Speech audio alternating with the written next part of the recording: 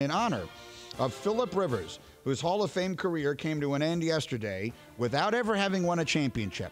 Today's list is the 5 greatest NFL quarterbacks not to win the Super Bowl. Number 5. Number 5 is Warren Moon. Now, the truth is that Warren Moon belongs higher on this list.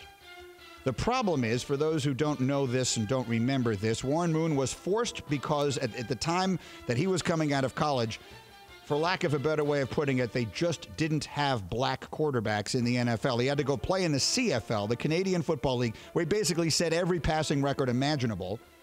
Then came to the NFL and was sensational in Houston. He was the MVP of the league. He led the league in passing twice. He's 12th all-time in yards today, and again, would have been way above that. We'd be talking about Warren Moon with the greatest quarterbacks ever if he had had a full NFL career. So I didn't really know where to put him, but there's no way to do the list without him. So Warren Moon is number 5. Number 4. Number 4 to me is Rivers. I put Philip Rivers at 4. He is 5th all-time in passing yards, 5th all-time in passing touchdowns. Only made the AFC Championship game once. And the lack of postseason success of any kind, forgetting just the Super Bowl, but just having as little postseason success as he did is what keeps him from being much higher on any list of the all-time great quarterbacks. It leads people to wonder aloud whether he even belongs in the Hall of Fame. Now, let me put an end to that discussion. He definitely belongs in the Hall of Fame. He is number 4 on my list of the greatest quarterbacks not to win a Super Bowl. Number 3. Number 3, I'm looking at Brandon. Number 3 is Fran Tarkenton. Fran Tarkenton, for those of you who go back as I do to the Mad Scrambler, Fran Tarkenton led 3 different teams to Super Bowls. Now, the Vikings made it 4 times, but he was only their quarterback for 3. He led 3 different teams to Super Bowls. He was the MVP of the league in '75. He was a 9-time Pro Bowler, and he was way ahead of his time. The way he ran around back there, again, they called him the Mad Scrambler because at that time that was very unique for quarterbacks. He is one of the great quarterbacks of all time. He's another one who would be remembered differently if he had ever won a championship. That's the thread of commonality amongst the players on this list. But to forget Tarkenton, I think, is to overlook an incredibly important era of pro football. The 70s had several great quarterbacks, and people remember Bradshaw and they remember Staubach because they won the championships. Tarkenton absolutely belongs in the discussion with those guys. He's number 3 on the list of all-time quarterbacks never to win the Super Bowl. Number 2. 2 is Jim Kelly.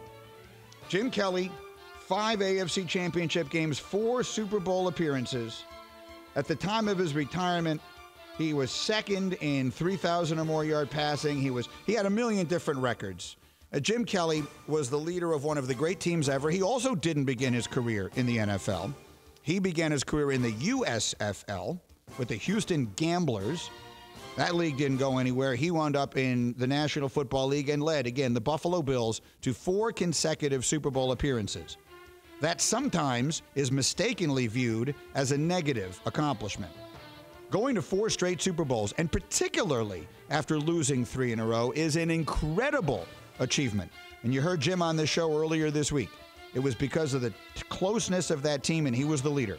So Jim Kelly absolutely belongs on this list. He is number 2.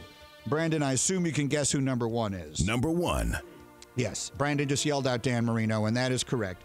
Dan Marino is, to me, it's so hard to quantify where to put him on the all-time list of just greatest quarterbacks, period. And people we are now talking to multiple generations of football fans who never saw Marino play, and they say, he never won. How can he be as good as this guy or that guy? Just trust me, he was. If you never saw Dan Marino throw a football, you missed a work of art. Dan Marino's release was one of the most beautiful things you've ever seen in sports. It could make you cry. It would bring tears to your eyes. And as a lifelong fan of the New York Jets at a time when that rivalry was really meaningful, I've never feared anyone the way I feared Marino. I didn't fear Tom Brady at his peak the way I feared Marino when he was the quarterback of the Dolphins.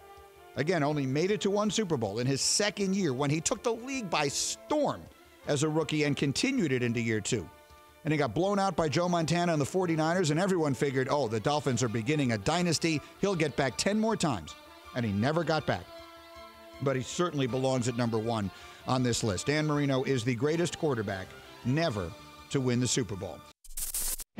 Thank you for watching ESPN on YouTube. For live streaming sports and premium content, subscribe to ESPN+.